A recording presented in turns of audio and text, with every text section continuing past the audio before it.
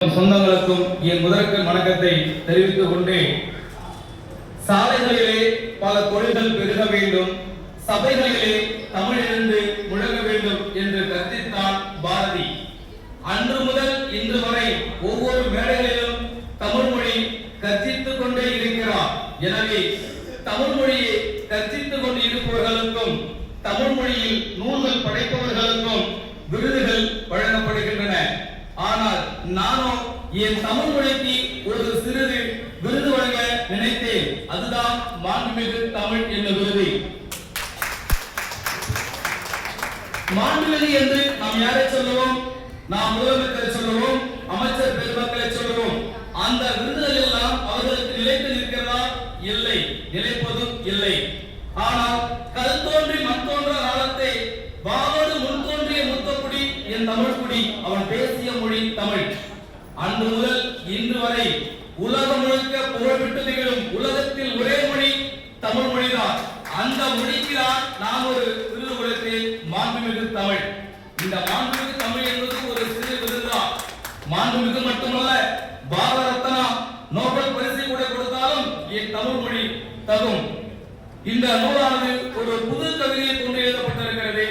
புது கவிதை என்றால் என்ன?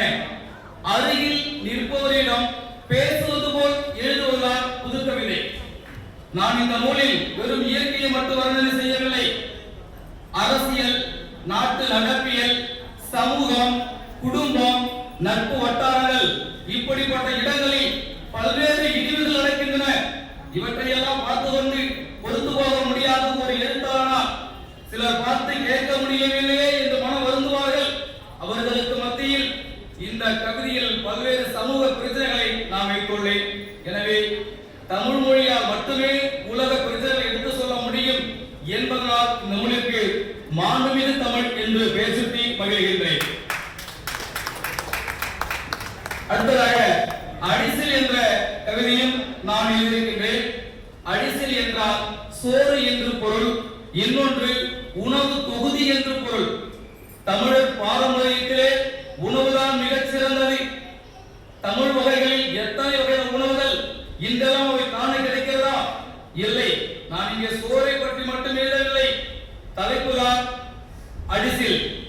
இந்த நூலை காட்டிலும் இந்த அடிசில் என்ற நூலில் மிகப்பெரிய சமூக சிக்கல்களை நான் சொல்லியிருக்கிறேன். இதை படித்து பார்த்தால் தெரியும். இது ஒரு ஹைக்கூ நூல்.